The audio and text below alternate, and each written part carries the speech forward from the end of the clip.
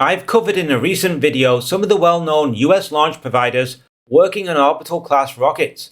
Those companies are Relativity Space, Stoke Space, Rocket Lab, Firefly Aerospace, and Phantom Space. In this video, I'll cover more North American launch companies focusing on lesser-known space startups with credible plans for orbital rockets, including some non-conventional approaches.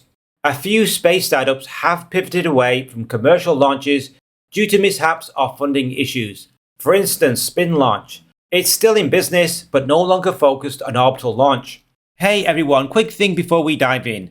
Join my weekly live stream this Saturday. It's a community of space nerds discussing the news about space startups, including rocket launch companies, the orbital economy, and lunar development. I recap all my videos this week, including slides, images, and extra content that wasn't included in the videos. After each video recap, I read some of the best comments from viewers and answer chat messages. Ask me anything on any space topic, or just chat among yourselves about the latest space happenings this week. The more people chatting, the more fun it gets. So drop your comment right after watching the video, and I'll see you this weekend for the full recap and live Q&A. Find the live stream link in the pinned comment for this video. Okay, let's start off with the Canadian space startups. All of these companies have received funding from the Canadian government as part of their Launch the North program. The Canadian government wants sovereign access to space from a Canadian spaceport by 2028. NordSpace. I've covered NordSpace on this channel before. Check out that video for all the details. Here, I'll give a brief summary of the company and their plans. This startup is probably the most credible and well-funded launch company in Canada right now. They have plans for an orbital vehicle called Tundra, capable of lifting 500 kilos to low Earth orbit and over 350 kilos to a Sun-synchronous orbit, a popular orbit used for Earth observation satellites. The company plans to upgrade the vehicle to boost mass to orbit to over 1,100 kilos LEO and 850 kilos to SSO. Further in the future, the company plans a medium launch vehicle called Titan that can loft 5,000 kilos to orbit, similar to Stoke Space. NordSpace plans reusability with propulsive landing of their Titan vehicle. They plan to start with ocean recovery and refurbishment of their smaller Tundra vehicle. This approach to reusability reminds me of Rocket Lab, which experimented with recovering flown Electron first stages from the ocean. After inspection and refurbishment, some of the components were reflown. NordSpace is building a spaceport near St. Lawrence in Newfoundland. It supports launches with inclinations from 46 to 100 degrees, so that includes mid-inclination launches as well as sun-synchronous and polar orbits. But first, the company plans to fly a suborbital vehicle called Tiger. This vehicle is capable of reaching the Kármán line of 100 kilometers altitude. The launch campaign for Tiger is expected to start again this month, after earlier attempts were postponed due to weather and fueling issues. The Tundra orbital attempt is scheduled for 2027, with commercial operations beginning in 2028. Okay, let's move on to a rival rocket company from Canada. Canada Rocket Company. This startup only emerged from stealth in January 2026 with an all-Canadian seed round of $6.2 million. The company is developing their R1, a responsive smallsat launcher capable of lifting 700 kilos to low Earth orbit and 400 kilos to Sun-synchronous orbit, using a single Methalox engine. An upgraded rocket called R2 will be a reusable medium-lift vehicle capable of lofting 6,500 kilos to low Earth orbit using 7 engines. The company focuses on sovereign and rapid launches for defense and commercial users. Their team has plenty of launch experience with talent from ex-SpaceX employees. This new company is unsurprisingly not as far along in their timeline as NordSpace, but they have an aggressive schedule. It will be interesting to see how quickly they can build flight hardware. Okay, on to our third and final Canadian launch provider. Reaction Dynamics. This company is developing a hybrid rocket vehicle. As we saw with the European second-tier launchers, some startups chose liquid propellants, while quite a few decided to use a solid fuel with a liquid oxidizer. Reaction Dynamics is targeting a suborbital flight this year with their first orbital launch in 2028. The company also has involvement in the NATO Diana accelerator.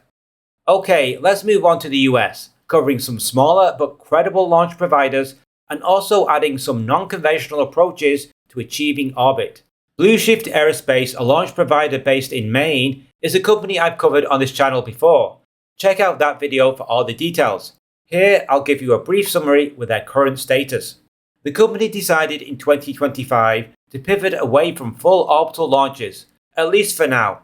The company is focused on non-toxic rocket boosters which can be used to augment medium lift vehicles or for use on hypersonic vehicles. They still have long-term plans for orbital launches, but the timeline has shifted further away as their near-term focus is on engines and boosters. Their Red Dwarf orbital vehicle can boost 100 kilos to low Earth orbit, so it's on the lower end of capability. The company plans a coastal Maine launch pad which could be available in 2027. Funding is from government grants with some private capital. Vaya Space. Vaya Space, based in Florida, has a launch site at Cape Canaveral, Launch Complex 13. This company is also working on a hybrid propulsion approach to launch. It has a strong focus on defense work, including hypersonic propulsion, and has secured Air Force contracts through AFWERX funding. Their vehicle is called Dauntless, with an offshore variant planned to launch from Seagate Space's Gateway floating platform. Payload to orbit is between 500 to 1,100 kilos to low Earth orbit for their Block 1 vehicle. Block 2 aims to double payload to orbit. Their vehicle supports sun-synchronous orbits when launching from their sea-based platform. Vaya Space has no plans for reusability, which makes it difficult to see how this company could compete in the global commercial launch market. Still, the company has raised over $18 million in funding. My consistent opinion is that smallsat launches are not profitable and only make sense as a stepping stone to larger, reusable vehicles, which Vaya Space has no plans for. Okay, let's look at some non-traditional approaches to reaching orbit. Auriga Space is based in California. The company plans to develop an electromagnetic launch track to assist rocket launches. The idea is simple: provide some initial speed to the rocket using a launch rail. Auriga will power the rocket to Mach 6, that's 6 times the speed of sound, using its ground-based track, consisting of powerful magnets. The rocket only ignites its own engines after exiting the track for a final push to orbit. This reduces the amount of fuel needed on the rocket, which reduces launch mass. Initial payloads will be small, first targeting hypersonic testing, followed by orbital insertion. The company's concept is to offload a big chunk of the acceleration needed to reach orbit onto the ground track. The company raised $6 million in July 2025, which is enough to fund development. Hypersonic test launches are planned for 2026, with orbital insertion no earlier than 2028.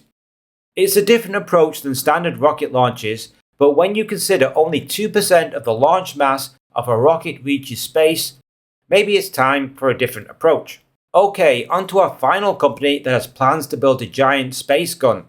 Longshot is based in Oakland. Their large kinetic gun, or hypersonic accelerator, can shoot cargo to orbit with an assist from a small engine on board the payload.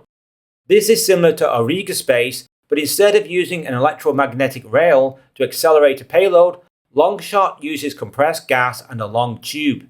The payload goal is to shoot hundreds of kilos, and eventually tons, of material into orbit in a single shot. The company is focused on the lowest cost per kilogram for bulk cargo.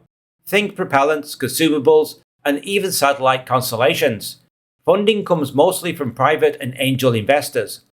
Longshot has already prototyped accelerator components and is working on a gun capable of accelerating payloads to Mach 5. Hypersonic and suborbital shots will likely be in the late 2020s. Final thoughts. We've now covered all the credible launch companies in North America, at least the startups I'm aware of. Even SpaceX, with its near monopoly in the commercial launch market and massive margins due to reusability, barely breaks even when Starlink subscriptions are excluded. For a pure play launch company, it's extremely hard to consistently remain profitable. Companies working on small launchers with no credible plans for larger vehicles or reusability are unlikely to be competitive in the global market. Perhaps, especially for the Canadian startups, sovereign access to space will see them make meager profits, but that's all. Maybe this will change with big increases in defense spending, not just in the US but in Europe as well. Add in mega constellations and orbital AI satellites, and perhaps the launch market will become more profitable over time. I guess we'll have to wait and see. What do you think of these lesser known North American startup companies? What do you think of the non-traditional approaches to launch? Could they succeed? Leave your thoughts and opinions in the comments section below. Thanks for watching. If you enjoyed this space video, consider buying me a coffee to help fund more episodes like this. The link is in the description. Watch the weekly live stream to see the images, clips, and slides from this week's videos. It's a live Q&A on this week's space topics where I read out some of the best comments. The more people join, the more fun the live stream is. Be sure to like and subscribe so you'll see our upcoming videos. We make videos every week covering the space industry with an emphasis on the smaller space startups that aren't covered so well on other channels. See you soon.